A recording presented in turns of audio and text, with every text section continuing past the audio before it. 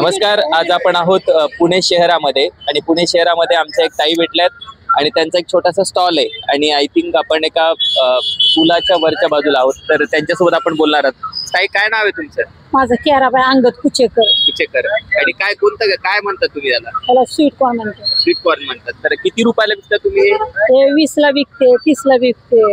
बरं, लोक तुम्ही 30 ला म्हणलं तर घेतात का तेवढ्या किमतीमध्ये? काही कमी जास्त करायला? कमी जास्त करतात ना ते लोक. बरं, 30 लोक मोठ्या याच्या शॉपिंग मॉल मध्ये गेले किंवा एखाद्या काय म्हणतात आपण मूवी बघायला गेले तर त्यावेळेस जो रेट फिक्स असतो तिथं करतात का रेट कमी? तिथं नाही करते, बरोबर घेते.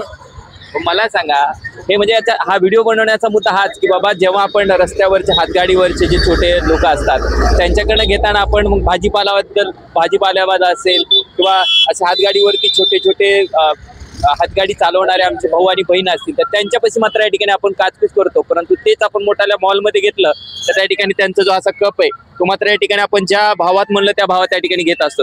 कधीपासून करताय तुम्ही हा व्यवसाय? ते मी 5-7 वर्ष झाले. 5-7 वर्ष झालं. स्पॉट बदललाय का हाच स्पॉट आहे? पहिलं आरडेकनला होते, दोन ते कारवाई असते ना अतिक्रमणवाले, उचलून घेऊन जातात. मग आता इथं लावलं. पण असं त्यांनी जर उचलून गेलं तर तुम्हाला काही दंड वगैरे भरावा लागतो का? आता इथं जरा कमी आहे ना कारवाई, तिकडे जास्त कारवाई. FC रोड होता ना, तिकडे कारवाई होती, तिथं कमी आहे जरा. आता तुम्ही स्वतः आणि घरचे पण काम करतात तुमचे, त्यांनी काय करतात? ते आपलं नाही का, पोरग कामाला जातो, पोरगी घरी असते. बरं, मुलांना शिक्षण दिलंय का तुम्ही? काय झालं मुलाचं शिक्षण? त्याचं झाले 15 ग्रॅज्युएशन झालं. ग्रॅज्युएशन झालं. तू कामाला लागलाय? मुलीचं? तिचं अजून लग्न करायचं. तिचं शिक्षण झालं असेल ना? शिक्षण झाले. तुम्ही मुलांची शिक्षण याच व्यवसायावरती केली आहेत का? बरोबर आहे. बरोबर.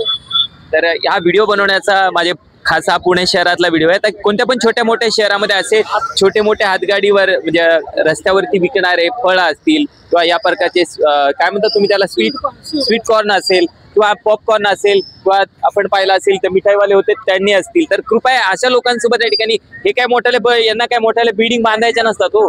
यांना फक्त यांचा उदरनिर्वाह करायचा असतात, लेकरा बाळांची शिक्षण करायचे असतात. तर तुम्हाला एखाद 2 मजली बांधायचे, पोट भरलं बाद झालं. बुद्धे ताई, म्हणजे मी काय म्हणजे कळायला तुम्हाला काय म्हणायचं? बिल्डिंग तर बांधायला कुणाचं स्वप्न बिलकुल आपण पाहिलं असेल.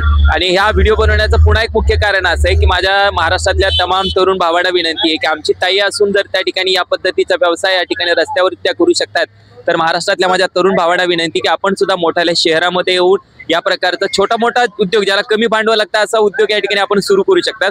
आता मी इथं जसं पुणे शहरामध्ये हा 4था स्टॉल आहे, तर 4थ्या स्टॉलवर जेव्हा आपण 4थ्या स्टॉलवरती मी आलोय तर मला पहिल्यांदा महाराष्ट्रातल्या आमच्या ताई भेटल्यात. याच्या अगोदर 3 बाहेरच्या राज्यातून आलेले बांधव या ठिकाणी भेटलेत. आणि दुसरा मुद्दा सांगायचा म्हणजे बाहेरच्या राज्यातून आलेत म्हणजे त्यांना येऊ नका हा आपला मुद्दा नाहीये, परंतु इथे असणाऱ्या आपल्या भावांना आणि बहिणींना सुद्धा विनंती आहे, खास करून भावांना, की आपण जर बाहेरच्या राज्यातून येऊन आपले भाऊ जर या ठिकाणी त्यांचा व्यवसाय करत असतील छोट्या भांडवलामध्ये तर आपल्याला करायला काय हरकत आहे. खरंच ताई, तुमच्याशी खूप बोलून छान वाटलं आणि तुम्ही ती स्वीट कॉर्न जे बनवलं ते सुद्धा अप्रतिम होतं. आम्हाला खूप मनापासून आवडलंय आणि निश्चितच आमच्या तुम्हाला खूप साऱ्या सदिच्छा आहेत. आणि ताईंचं सुद्धा शिक्षण पूर्ण हो आणि तिचं सुद्धा लग्न वेळेवरती हो आणि बिलकुल आम्हाला लग्नाला बोलवायला विसरू नका.